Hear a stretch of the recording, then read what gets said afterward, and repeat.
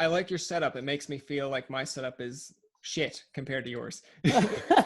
Well, there's a lot of shit, but it doesn't necessarily work together all the time. So don't feel like you're missing out on anything.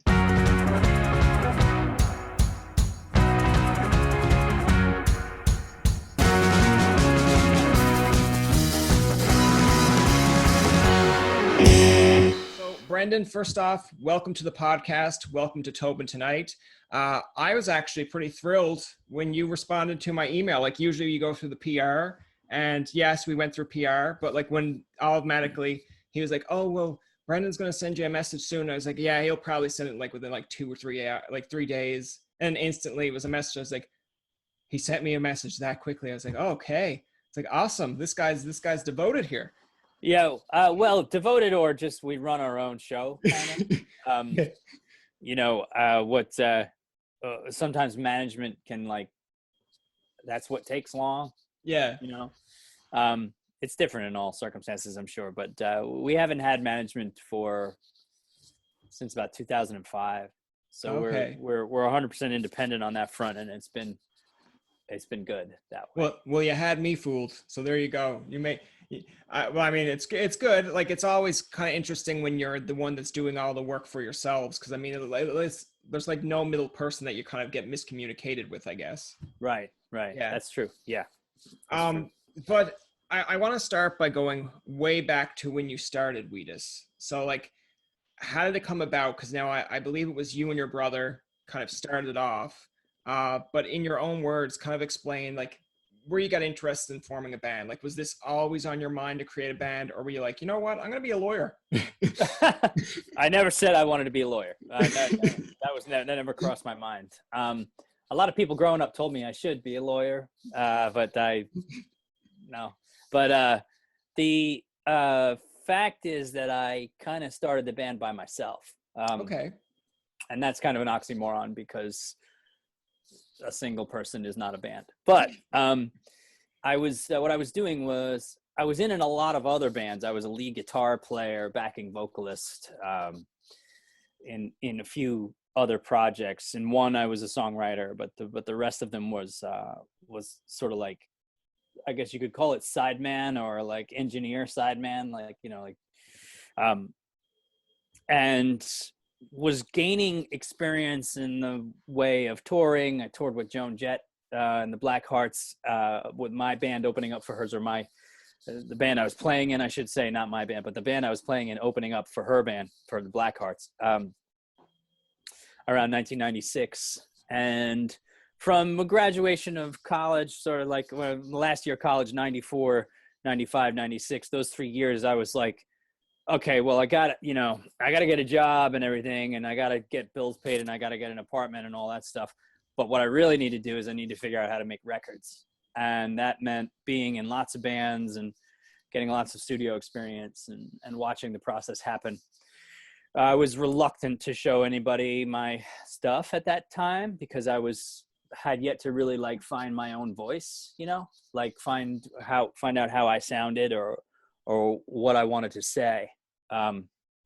So during that process of being in and out of other bands and being on and off the road, I was back in my own little laboratory in my shitty apartment with a 4-track, you know, cassette 4-track and a drum machine and a bass and a vocal mic. And I was like woodshedding what a project that was led by me as a vocalist, singer, songwriter would be like. You know, trying to figure out how to build it before I showed it to other people so that it was a whole idea. I had been in other projects where the creative energy was fraught and sort of competitive and destructive in some ways because there were too many cooks in the kitchen, too many people who knew what they didn't like but didn't know how to make something that other people liked. You know what I mean? Yeah. And I wanted to wait until it had finished cooking before I started showing anybody, including other band members, potential band members that I would work with. So it was about 97 when I started to play with other people and bring people into rehearsal spaces and show them what I was working on And by that time they were complete ideas. I knew what the bass line was going to be. I knew how the drums were going to go. I had programmed it all or played it myself. So I had 4-track demo examples of every arrangement for about 20 songs, a little over 20 songs, for that would wind up going on the first Wheatus record and some subsequent Wheatus records. But the point is that when you asked me if I founded the band with my brother, no, he wasn't around yet. He was still in college. I had graduated college. I was working in New York City. So he finally did graduate college, and that's when I thought, well, he's perfect. I trust him, and I have a musical rapport with him, and he gets me in ways that somebody else won't. So he became the first drummer for the band, and we started playing shows. 97, 98, 99. We were showcasing, getting better at that. That was like phase 2. Like phase 1 is make the sound of the band, make it work in a studio, and phase 2 was get out on live. And then like the third phase came when we were faced with a record deal, because that was the kind of like, oh shit, phase 1 and 2 brought us to this, so so that at that point we during the 97, 98 process of demoing, I started working with Phil Jimenez, who was my co-producer who would eventually become my co-producer on album 1.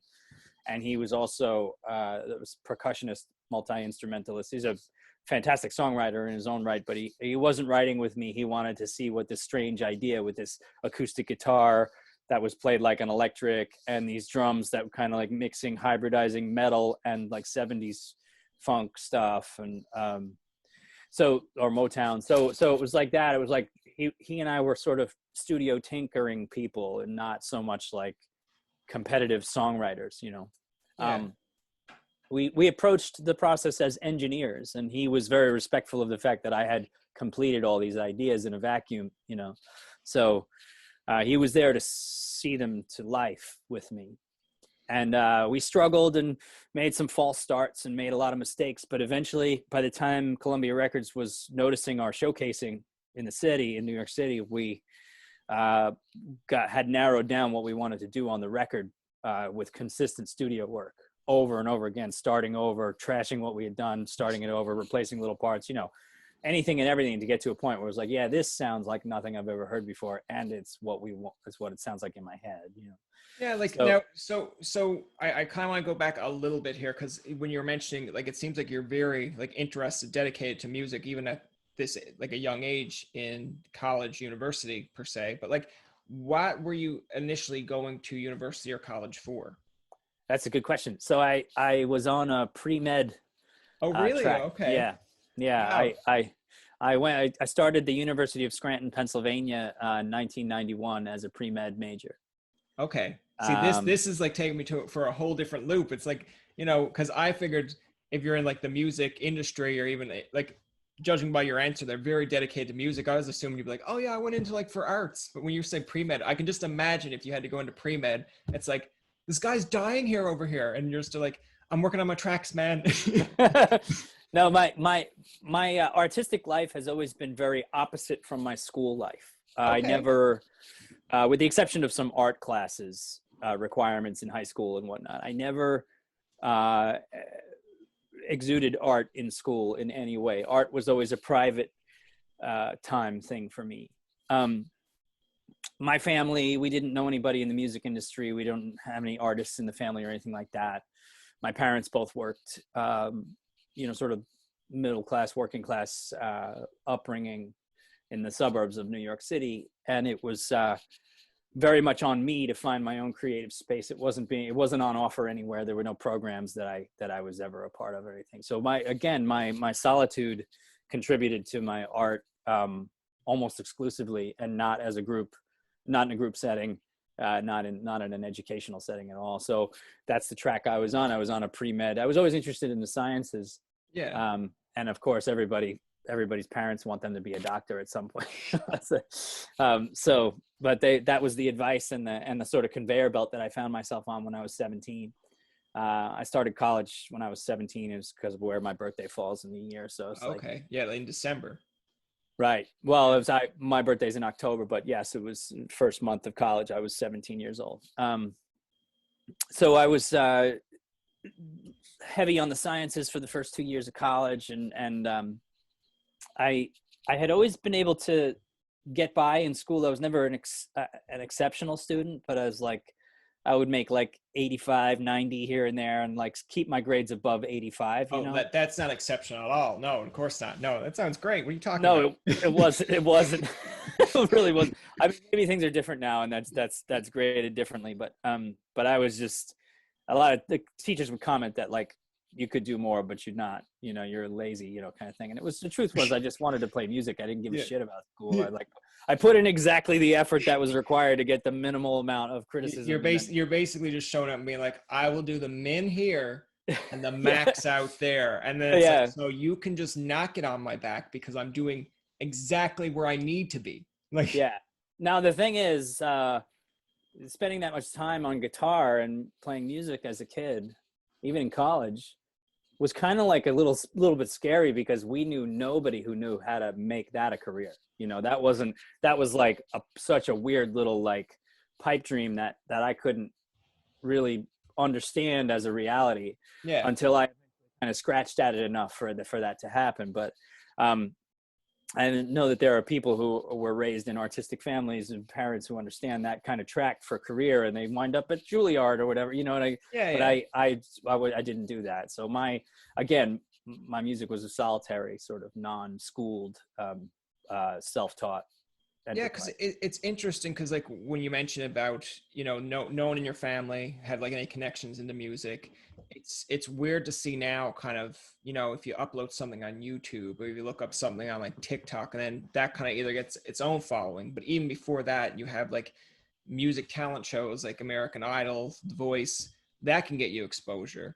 And even in some cases, like I think it's weird because there's some acts that I'll listen to and I'm like, oh, like they have a great voice. They just came out of nowhere. And then when you dig a little bit deeper and you get older, you realize they have a family member involved in like the music industry. Like they're either partnership with just say Sony or Columbia Records or whatever. And you're like, okay, I can kind of see how you got the chance to get your foot in the door, because if you weren't related, you weren't getting in there. But it's so interesting when you hear of bands that had no relation get their success, and it kind of gives you a little bit more of a respect factor, a little bit more of a investment, because you're like, okay, so this person worked their ass off to get here. So yeah, I think that's kind of interesting when you said that there was like no musical people in your family, and you know you're in pre-med but you're kind of focused on music, and it led all to this. So I mean, kudos to you, because that just shows a lot of dedication to you know get even your foot in the door. Yeah, well, I would replace the word dedication with obsession.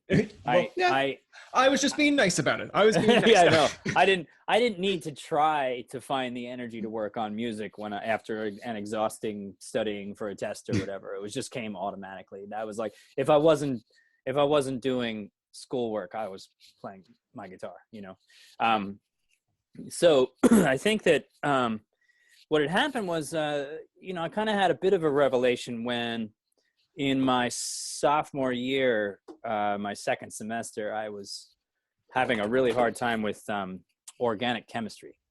Okay. I don't know if you've taken organic chemistry, but the most I've taken is high school chemistry, and let me tell you, that was enough for me. I hated chemistry, but when people know it, great. It's just sometimes there's things, you know, some people are good at math, some people are good at science, some people are good at making themselves look silly. Yeah, it makes two of us. Yeah. No, but I made myself look silly in school I failed organic chemistry, which was the first class in my life that I had ever failed at. Now this kind of scared me because I put myself to it. I had applied myself, and I was interested in it, like without having to be, you know, a bookworm or anything. I still am fascinated by all the sciences. So this was really disturbing. And without telling anybody, I went to see an eye doctor to see what was going on, because I was at the time having a really hard time finishing tests. They seem to, and the long organic chemistry has these like, you know, gigantic legal sized sideways fucking, you know, calculate, you know, equations you have to be balanced.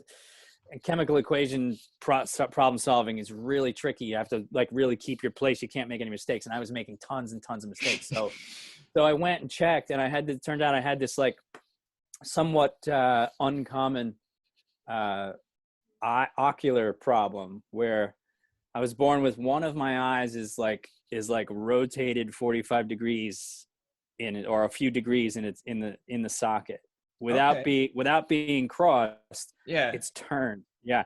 So that's called a rotated nystagmus. And now whenever I go into the eye doctor to get my glasses renewed, they all call each other in like, hey, everybody, come here, look at this guy. He's got, remember this from school, you know? So like, it was one of those like weird things that I had that I didn't know I had. And I had made it all the way to, you know, to almost 20 years old, 19 years old, before realizing that I had a real physical problem, you know? Yeah. So I, at that point I had completed enough of my sciences requirements in my program at Scranton to switch majors and get more into something that I was maybe more interested in being when I got out of there, despite the fact that I was definitely going to be a musician no matter what. But, you know, I was always told you got to have a backup plan, blah, blah, blah. It's total bullshit, by the way. It's not true. I just happened to have one because I, you know, thought I needed one. But I became a history major with a minor in psych. So that's what I graduated from my bachelor's 4-year college with. Okay. Yeah. No, I think it's interesting because it's like the concept of just going through all this, you know, kind of schoolwork, but knowing at the very end of it, it's like, yeah, I'm not doing this, but it's like nice to have it at least. Well, there was that feeling of like, okay, well, I was on the official track, right? I was on like where everyone wanted me to be, and it still didn't work out. And I remember thinking like, well, let's see what else isn't going to work out. And I started like really hardcore auditioning for bands in New York City. And I would get the Village Voice on Wednesday morning because it was a day late up in Scranton, which is about 2.5 hours away. And I would call up all the guitarist wanted ads and start driving. I'd drive down on Thursday night to Manhattan and audition and drive back and go to class on Friday. And then Friday night and go drive back. And I was just like, always auditioning for bands in New York City, just like, you know, kind of just headed down there. We didn't even tell my housemates where I was going. I was just like on this like still music, being a solitary kind of like.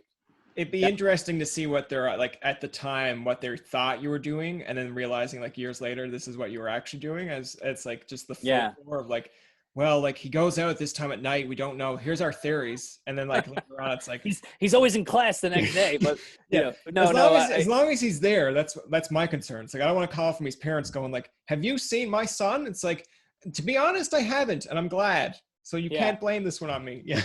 Well, I was already one of those kids who I had a job at school. I was delivering pizzas.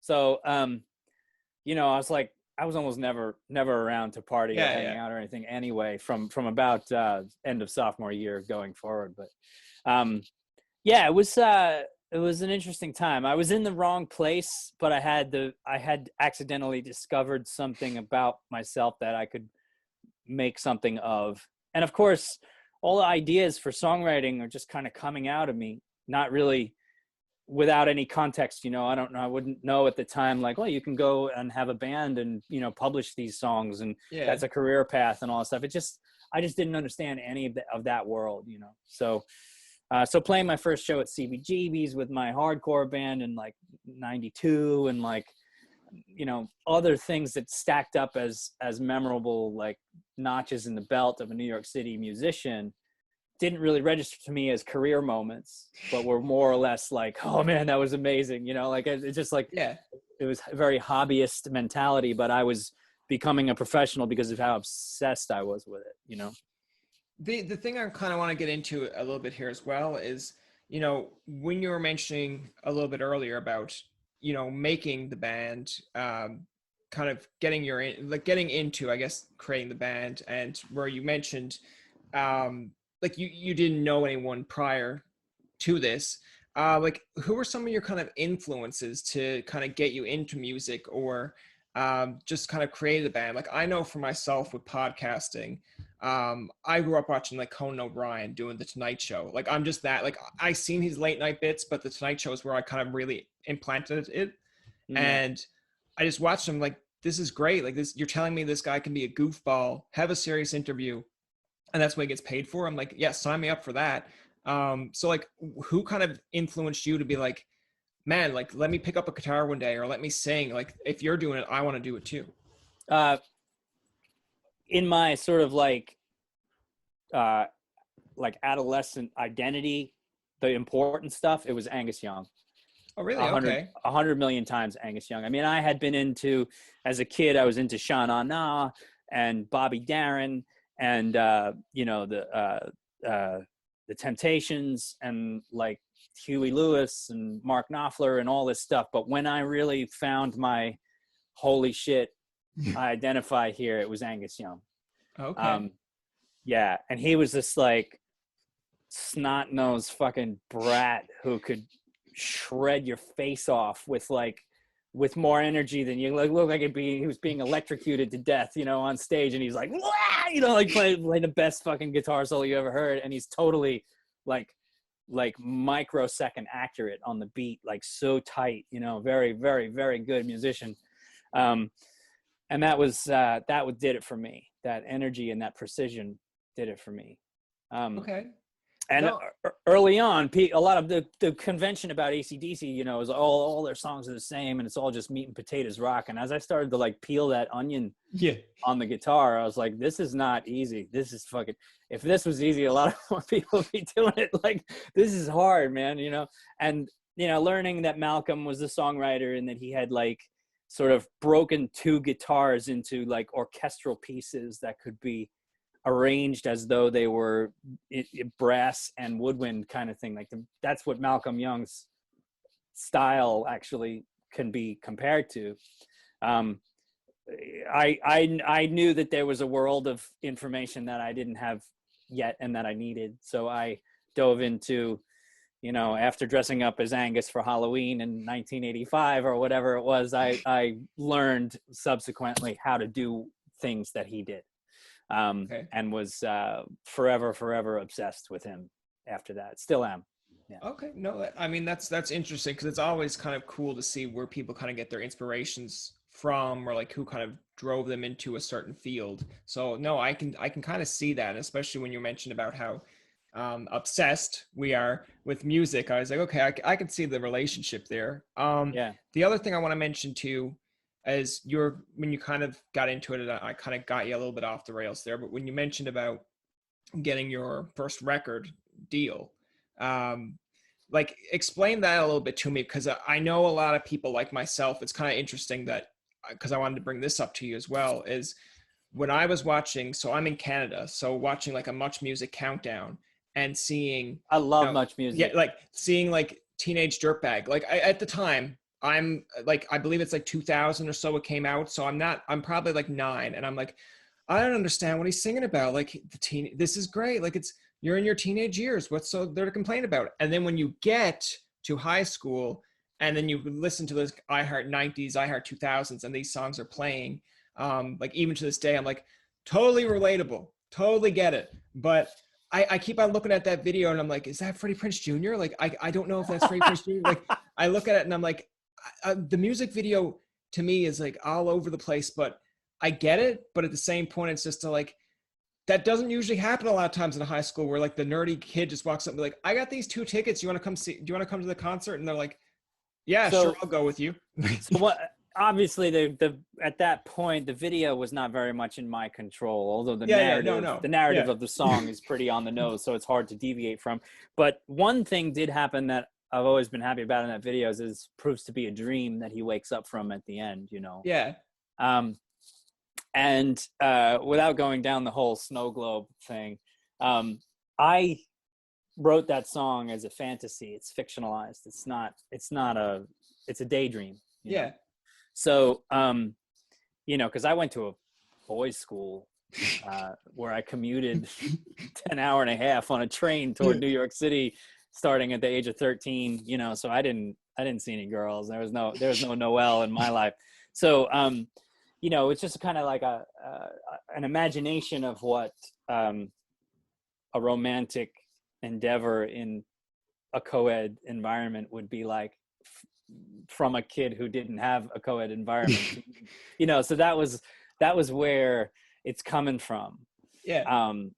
And I was glad that they made it a daydream for that reason. It kept the authenticity in the video. The song kind of speaks for itself without a video, but the video is something No, like you said, a lot of people were introduced, Yeah, no, listen, I'm giving you full praise because I love the song. I mean, as much as it gets played over and over on for example, I understand somehow how radio goes. Like if it's a top 40 station, they're gonna play it's a loop. But when I listen to an iHeart 90s or iHeart 2000s, that song comes on, and I've got my niece or my nephew in the room, and they're like, this song word for word. Are you happy about that? I'm like, yeah, it's a great song. What do you what 5-year-old is coming up to me trying to tease me that I know words for a song? And then I'll go back and look at the video from time to time. I'm still a great video, still holds up. But it's so ironic in a way because in Canada, where we have Simple Plan, Avril Lavigne, I believe Simple Plan's first song is I'm Just a Kid, and it's almost the same kind of a little bit of the same concept where it's this dorky kid is able to do everything, but then these jocks come by and be no, I can fix your car, I can do this, and then it turns out bad for them, and I'm just is this the concept of early 2000s is hey, we got to get the nerds involved and we got to make the nerds look cool.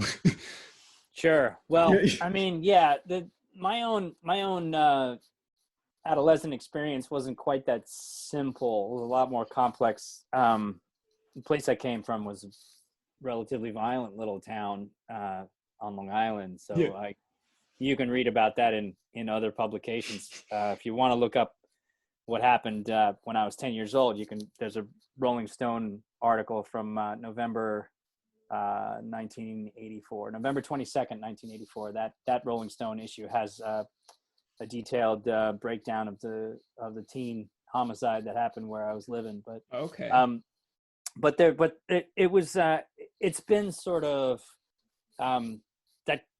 that experience has been sort of made more Disney over the years, and I didn't really write about the real thing that happened, but yeah. the setting for my Teenage Dirtbag life was, Long Island in 1984, which was not a very pleasant place, and no, the good guys didn't win and get the girl and all that. That was all made up. So, but I guess you mentioned in terms of videos being impactful. I was lucky enough to have an apartment in an area in New York where we got much music on the cable. Right? Okay. And this is maybe 95, 96, 97, around the time I was, wood shopping the record.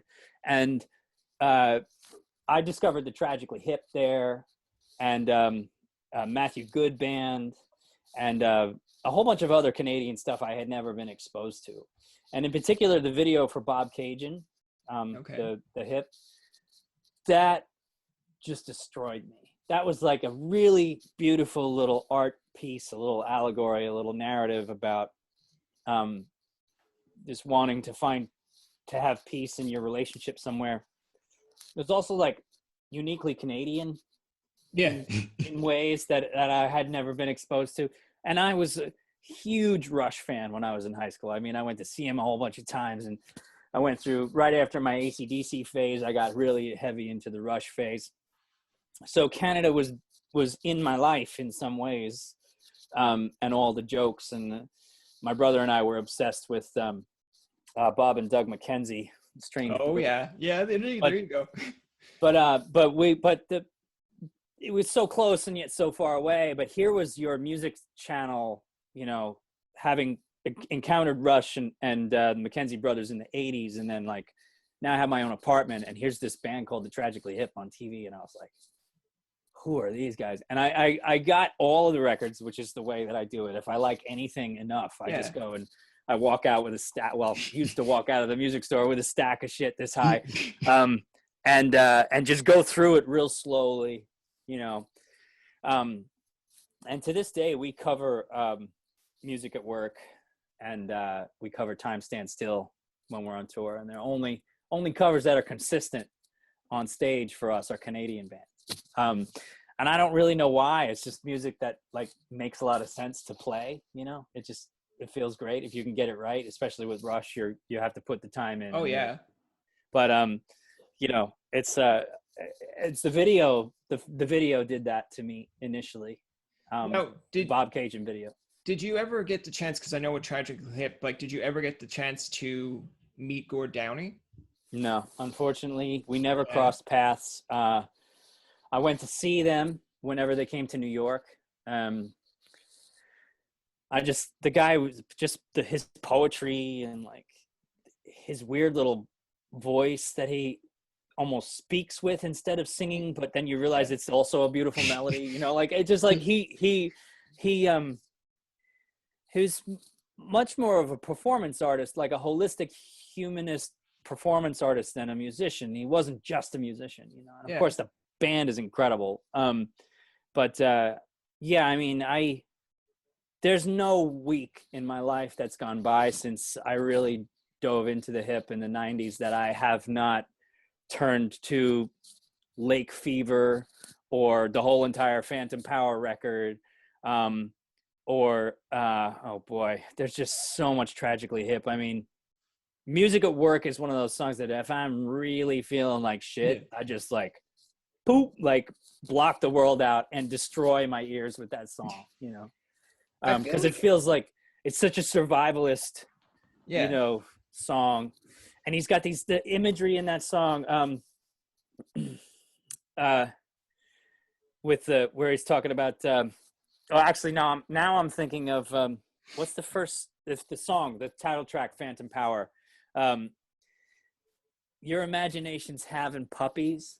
Okay. It could be a video for new recruits. Just stare into the camera and pretend that you've got the flu. And it's like, I know exactly what you're talking about. Why do I know what you're talking about? You're talking nonsense, and somehow I know exactly what the hell you're talking about. And he spoke to a very like buzzing creative energy, almost a synesthesia kind of thing where you're hearing colors and you're tasting sound and all of that. He was perpetually on that edge. So any of his lyrics just really like they could just like cut you in half. It's the band that I most stop and start the song over again, because I'll get on a lyric and just like I'll be like, what is he talking about? Hold on, and I just be distracted by how powerful it is. So, his passing is just really shitty, like the worst. It's kind of like, to me, with music, and especially with like Canadian acts like Tragically Hip, like, so for me, I'm only like 29 per se. So like growing up and you'd hear the song on a radio and it could be like a Tragically Hip song, could be like Third Eye Blind, like, and you kind of like the song, but you're like, for me, I had by a century, when I kept on hearing it as a kid, I was like, oh my God, like this is so dull. I'm so bored. And then when I got older, and again, it all comes with perspective. You'd be like out at a bar, or you're having a like conversation with your female roommate or something, and then things don't go your way. Then you hear that song on your radio. You're like, okay, I can now kind of relate to this song in somewhat of a context, or like this makes some sense to me, or I can feel it. But it's just, that song is devastating. Yeah. But like as a kid, you're like listening to it, and I'm just still like, can we change the channel? Can you not turn something else on? But then when I'm older, I'm like, I want to go back and punch like 8-year-old me and be like, you fucking listen to this shit. Like it. Yeah. Like I had a conversation with like the Much Music VJ, Rick Campanelli, at one point, and I was telling him about Third Eye Blind, Never Let You Go. And I was like, I love the video, love the song. That's my favorite song right there. But never really kind of understood it. Just like the sound of the guitar, everything. And then when I got older, I was like, I understand what he's singing about. So now it makes, or semi-charged kind of life. And then I was like, loved it. And then when I got older, I'm like, oh, this guy's singing about this? Oh, yeah. Okay. Never Let You Go is sort of very generous, like take on a bad relationship, or a relationship you never should have been in the first place, or whatever. And it has this sort of like lighthearted, like letting go vibe. But that is definitely their trickiest song to try and mimic, because I'm sure it is. It's this quirky little space, you know, and you go to play that, and you realize like your drummer needs to go take some lessons to get that song right, and so do you, you know. So it's like Steven is capable of making sort of carnival music that sounds like a goof, but is really intense. It's so good though. It's so good. Yeah. Now I kind of want to mention a little bit about, because I know when we mentioned you kind of formed the band, and then of course getting the first record label. If you don't mind, and again, I should have brought it up a little bit beforehand, but there was a point when you were with the record label, and I believe it wasn't going over quite well, and then the song is kind of, it's like suck phony. Explain so that, because there's a couple of things. There's a weird coincidence that happened with that. We were booked to open up for Stone Temple Pilots and Green Day at a Finnish festival that was above the Arctic Circle in the summertime, right? It was a midnight festival. And we were really excited about this because a few months prior, we had played, the previous summer, I should say, we had played one of the Indiana raceways with that lineup with Green Day and Stone Temple Pilots. And we were like, we had a great show that night, and it was a great bill, and we were so excited to maybe do more of that with those guys. So this was the second time we were able to get on the same bill with them. Anyway, a week and a half prior to the show, and we're already touring Europe. We're in Denmark. We're in like Switzerland. We were all around. We found out that both bands had dropped off of the festival, and that the promoter had offered us a headlining slot. Okay. Now, that on a normal circumstance would be great, and we thought it was, so we said yes. It was only about 3 days prior to the actual event that we found out that he, instead of putting us as the headliner on the night that we were supposed to be, he moved us to be the headliner on the metal night. Now, metal in Finland is not like metal elsewhere. It's black metal. It's like church burning, fucking sacrifice, kill your bandmates, you know, Varg Vilnius or whatever his name. Like, it's serious. Like, they don't joke around about that shit. And we have metal influences. I learned how to play every note on Justice for All when I was a kid, but that's not the music that we make, you know, like and I wasn't going to try and be that band, but we found out too late, and we played this festival anyway. And these fucking guys were like, I mean, they hated us so hard. And I was, you know, we were scared. We were a little scared because there was like a bit of violence happening out there, and a lot of drunkenness like I've never seen. And I got hit in the chest with a rock somebody threw, like the size of my fist, like really big, like almost a boulder, and just took it dead on in the chest. And I'm really glad that it wasn't 4 inches higher or hit my guitar or lower, because it would have been curtains. But I, in a stupid moment, and this is the first and last time I ever did anything like this, I challenged the guy who threw it to a fight on stage. And this guy, this fucking Viking warrior, comes out of nowhere with like blonde hair down to his ass, and he's 7 feet tall, and he's 3 of me, and he's just ready to rip me in half, you know? So security jumps on him, and I realized instantly what a stupid thing that is to ever say to anybody ever on stage. But the whole time he's screaming in his sort of best English, "Suck phony," right? Like, you guys suck because you're phony. And I thought that's a fucking great name for a live album. And I think we recorded everything back then on DAT, and we maybe even got that show. So I was obsessed with making a record that was a live record that was called Suck Phony. So we had that title kicking around, and it never occurred to me that it's just switching the letters for fuck Sony. It was just that was what was happening that night, that violent moment. So later on, when we got out of the Sony deal, we said, well, let's rebrand this record right here as as Stuck Phony and see if we could just re-release it, because our second album had been such a sort of like miss at the label. They hated it, and Yeah.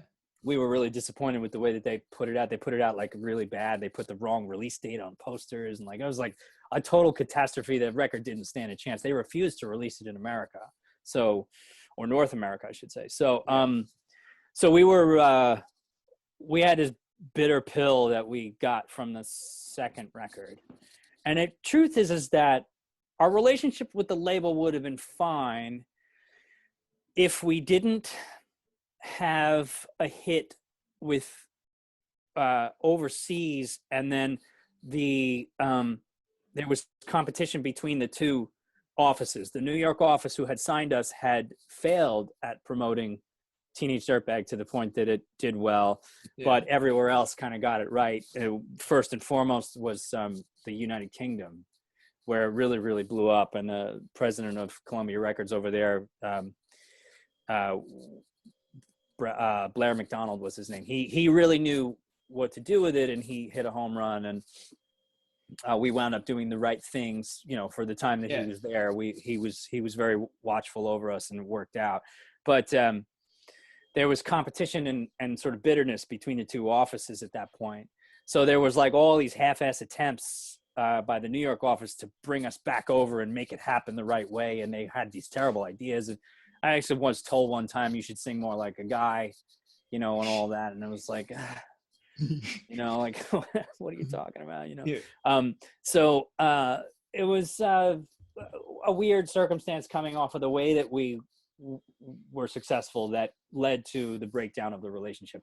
And I think that it couldn't have gone any other way, really, because we weren't like Hollywood kids. We were like these working class kids from New York, so we didn't know how to talk the talk, and we didn't know how to schmooze either. So it's just as much on us to not be able to make it in that culture, So but that was fine, because that was 2003, 2004. Guess what was happening then? The whole entire music industry was unraveling. Okay. And we finally were free at this moment where we had a hit, but not a big one, not so big to make people sick of us.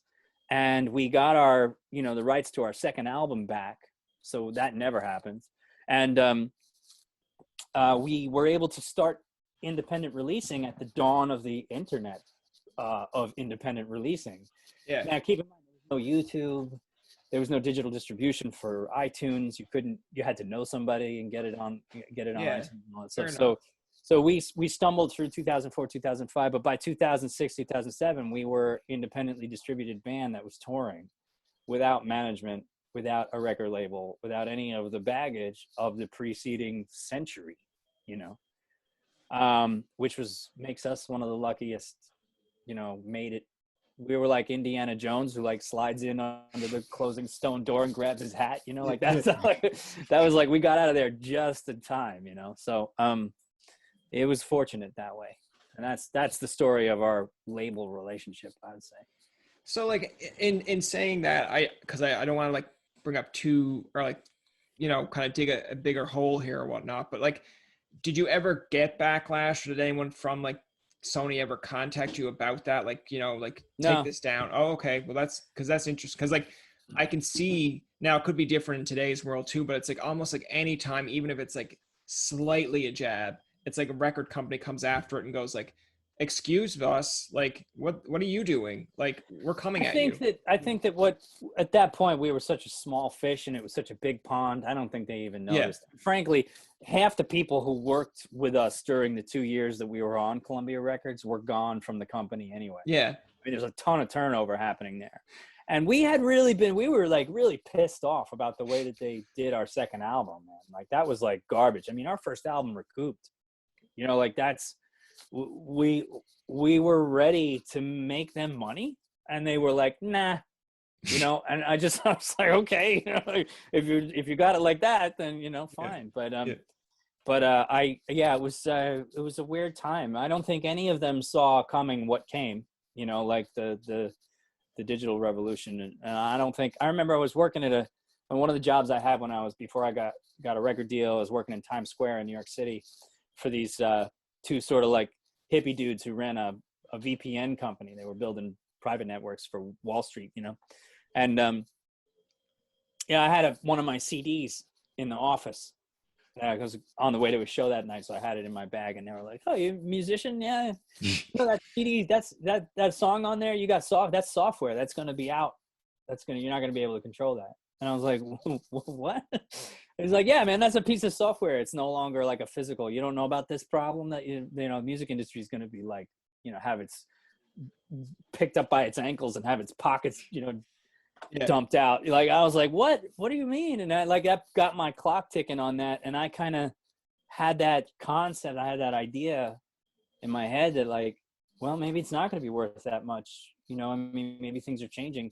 It was hard to imagine at the time, considering that the new Britney Spears CD was $25.99 in Tower Records in Times Square, that year. So, it was a weird kind of like, oh yeah, like these two guys who got it, who knew what was coming. They were warning me about, if you're going to be a musician, you got to know about that. And I took that lesson. So it was a little bit of we were a little prepared for it, a little bit.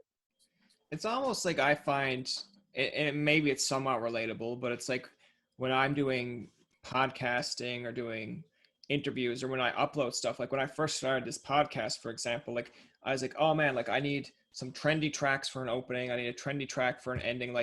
And like you'll upload it on YouTube and it's like, this is a copyright claim. You're like what? Like it's only the intro of a song, like whatever. And then you realize after, you're like, that's, if you're basically whole point of your podcasting or stuff is like, if I don't have this person do my intro, this podcast is going to suck. It's like, well, your podcast is going to suck because you didn't put in, like, you're more focused on someone getting drawn in and helping the other person get the money than, them sticking around for your own content. So I eventually learned that, but it's like, it's somewhat funny when you look at like your YouTube posts and it's like, you can't make money off this because you used 30 seconds of this song. I'm like, well, what? Like, I only used 30 seconds, but then you realize after, like, you can't do that. And you're like, I don't know why there isn't, it seems to me that it would be incredibly easy to set up a structure for licensing.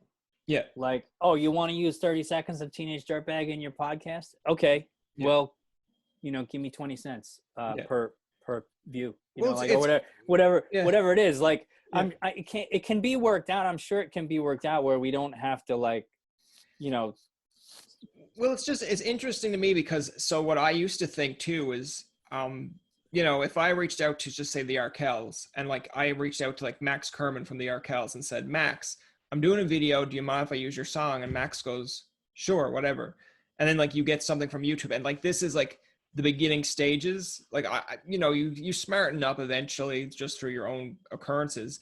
But then it was like copyright claim, like that motherfucking Max, like he ratted me out. It's like, you'd like go to Max, be like, you said I could use these. Like, I did, but the record company didn't. Yeah, it's not. It's got nothing to do with it. Yeah. And then I'm like, oh, I'm so sorry, Max. I flipped out at you. He's like, no, man, totally understood. And I'm like, so who's the guy I got to reach out to? They're like, oh, I don't know that part. I'm like, oh, okay.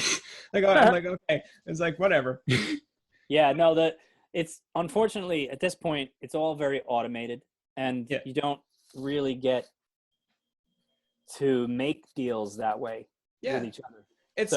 It's like when you post on it, like if I post on Instagram, when I did of like, coming soon to the podcast, I posted your episode of like coming soon. It's like, okay, Instagram allowed me to use the song or like, to promote it, blah, blah, blah. And you can do that whatever way you want. But then the moment you use it almost in an episode, put it in Spotify or on YouTube, it's like, hey, by the way, you used this song. I'm like, yeah, but what are you talking about? Like, he said it was okay. Well, it becomes a revenue stream. Yeah, exactly. So, because then it's more or less people coming in to be like, oh, I'm going to listen to this song through this because this guy put it on the podcast. I'm like, or you can help the act. It's like, but they don't want to help the act. I think there's room for what I would refer to as micro licensing. Yeah. Where we agree on some sort of recurring royalty to compensate. And it doesn't require any cash up front. It's just a piece of what you make comes back to me. Exactly. But the fact of the matter is that the argument is currently over, like, well, it's not your podcast, it's the song, you know, and all that's like, guys, we're all in this together, you know. We could help each other if we were careful, you know. Yeah. But, well, it's funny when you see like I and it's kind of, I just like where this kind of conversation is going. That's why I kind of want to continue it there. But you know, when I look at artists now that put out songs, like when Ed Sheeran had Shape of You, I think it's Shape of You, and it's like, it's a great song. And then I always thought it sounded familiar, but I wasn't going to like tweet at Ed Sheeran, this song sounds familiar. But and then when it showed up, like, oh well, this song is like TLC No Scrubs or something, I was just like, and then they sue him for it. I'm like, can you not just be like, hey Ed, can we just have a cut of that, because it's kind of our, like, you know, song. And it's like, yeah, sure there's the kind of guy like, sure. there's a thing called an interpolation. Yeah. Is a little designation that publishing companies and record labels have, you know, long since used to solve these kind of problems. But you know, it's like, it's always going to be the people who are not the artist, that are really arguing about the pennies, you know. And I get it, everything is pennies now, sure, totally. But we don't have to be so aggressive about the claim of like, who's like, TLC hasn't been in the charts for a while. Yeah. Does that mean that they're not the reason that song is popular or is doing well?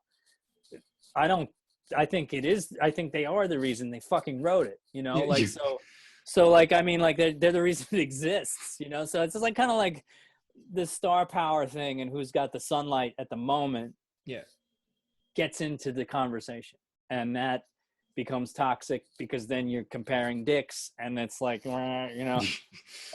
So it's something that I try to stay independent about, deal with people directly like you, and like, you know, when with the Rock Band release for Teenage Dirtbag, it was me sending those emails back and forth about how to do that. I learned a little bit. They helped me learn how it works a little bit. We prepared it for them, and it's in the game. No manager, no lawyer, no bullshit, you know? So it's kind of like, it can be done. It can be done. It can be worked out. It's just that there's a lot of extra cooks in the kitchen sometimes, you know? No, for sure. I just thought it was interesting, because like I said, when you read like, you know, this artist is suing so-and-so because of this song, blah, blah, blah. I'm like, I kind of like, you know, and this is where you kind of get educated somewhat yourself too, is like, I'm like, okay, but if these two acts ever come face to face with each other, like, maybe it's not even the acts, it just makes it sound like it's the acts. Like, I'm sure I've, like, you know, Tracy Chapman heard someone's song or heard a demo, maybe she might be a little annoyed, but if the person explained it to her, she might be like, okay, like that makes sense, or sure, like I'm a big fan. But then it's like the record company's like, no, that's totally your song.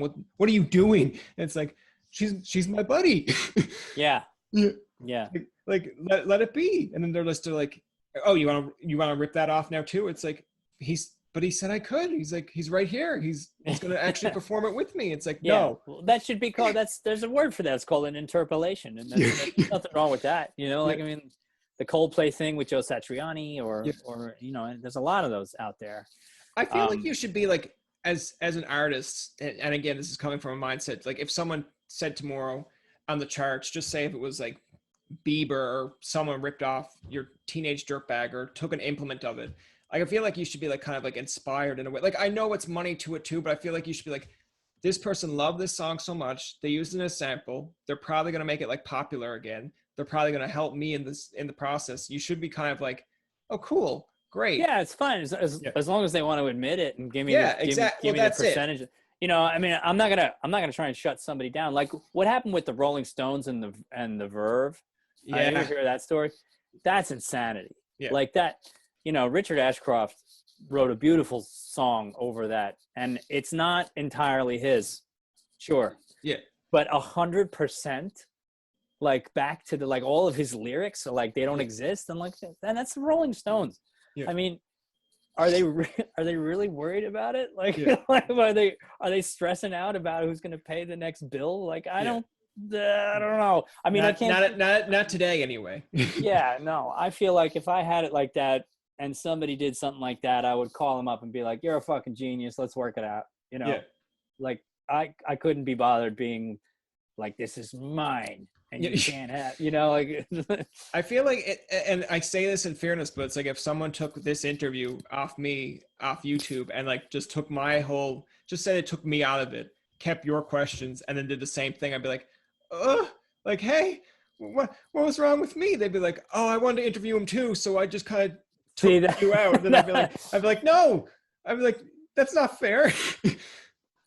And then you have to explain like, well, we only got there because I was asking leading questions, and like it's just it's all a mess. It becomes this like tangle of like, no, you didn't. You know, I don't know. I think it'd just be funny. Like no one would ever do it just because. But it's funny if someone was like, here's Tobin Tonight, and you're like, oh, that's okay. And then someone like looks up Tobin Tonight, and they're like, Brian, that's not you. Someone else. And I think I spelled Tobin wrong. It's now with a Y. And this other like Ukrainian guy is hosting, talking to this guy, and I'm like, is he doing a good job at least? Aaron is over there or something. It's like I get what you're saying. Yeah, like he has more views and does better. I'm just like, well, good for him. Can you tell him how he's doing it? Because I'd like to know. Yeah, exactly. But I guess the last thing, because I don't want to keep you too much longer here, but you mentioned the project you're working on in 2020, of course, re-releasing the album.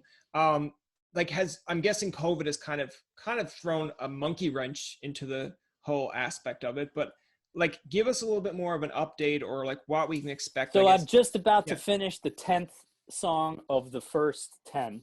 There are 10 others for a total of 20. We finished Mope, which is out now as part of the Teenage Dirtbag single. So that's we're taking it like there's the original album and then there's the Lost Songs alternate universe side, right? So original album has Teenage Dirtbag single, which was paired with its Antimatter Particle, a song called Mope from the Lost Songs record from alternate universe Wheatus. And that's out right now, and we're going to keep doing that. I have the next two on deck that I'm working on right now in this space. I'm about to finish all 10 of the first album's songs. I'm one more song away from finishing every little part, every little shaker and tambourine and edit and you know, and wow. So which I'm doing on purpose because it's a little laborious to go through the music you did 20 years ago and recreate it, and it's kind of tedious, to be frank. I mean, I love these songs and I'm proud of them, but I already did this once, and there's nothing fresh about it. There's no creative process. But I have never recorded the alternate universe songs. The 10 from that set are untouched, and so the excitement about diving into that stuff is real.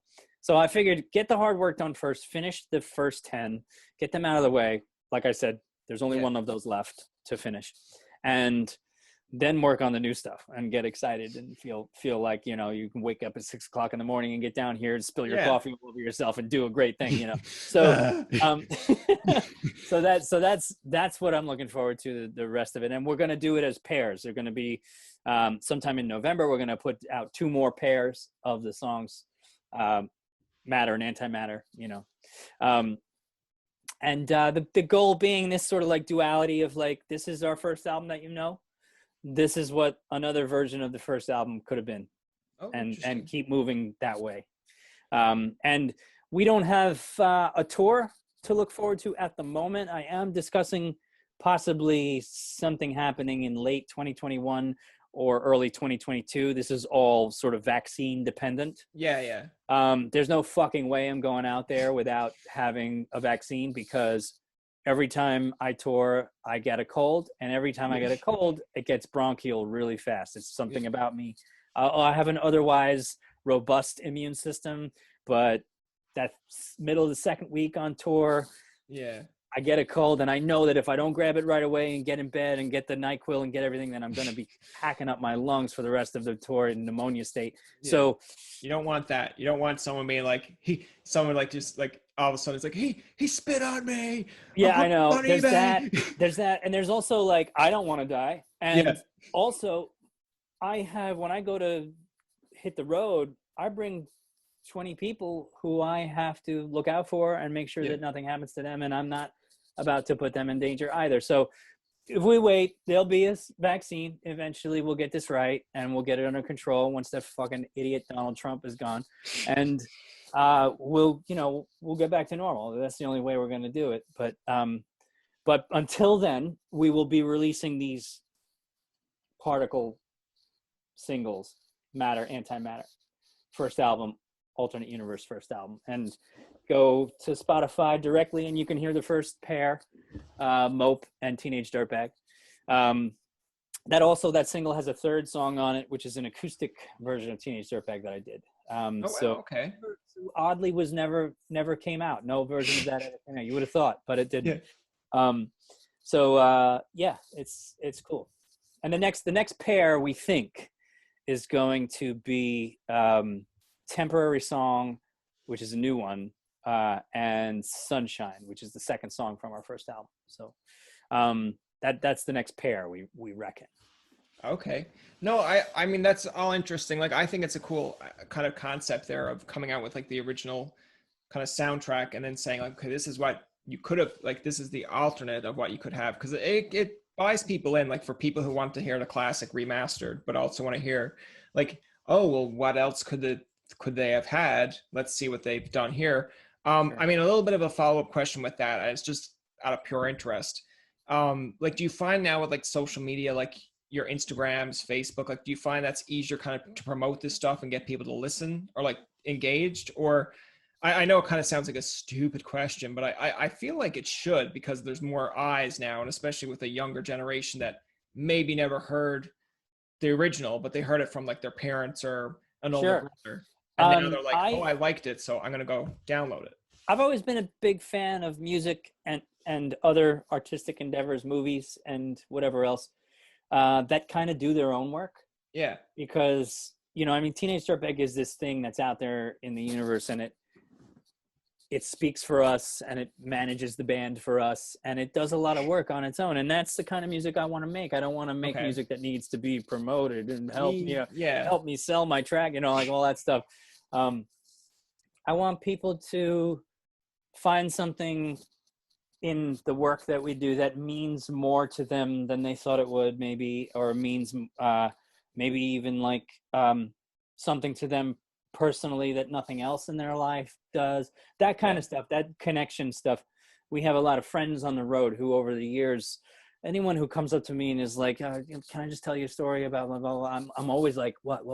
Because they always want to bringing something back to my understanding of my own work, my own music, that I could never have imagined ever. And it's like, oh my God, I know, so, and we wind up being friends with those people for life. And some of them are now in our road crew. And, oh, wow. These are the people who become our family. So the music is doing the work of the connection, and then the subsequent relationship, becomes a personal one. And it's good. It's a good way to have a touring family, I think. That's going to do it for this episode of Tobin Tonight. Our thanks to Brandon Brown from Wheatus for coming on to the show. Remember, you can find past, present, and future episodes on TobinTonight.com, Spotify, and iTunes. Follow us on Twitter, like us on Facebook, and leave a comment or two. For Tobin and myself, this is Jacob saying thank you for listening, and good night.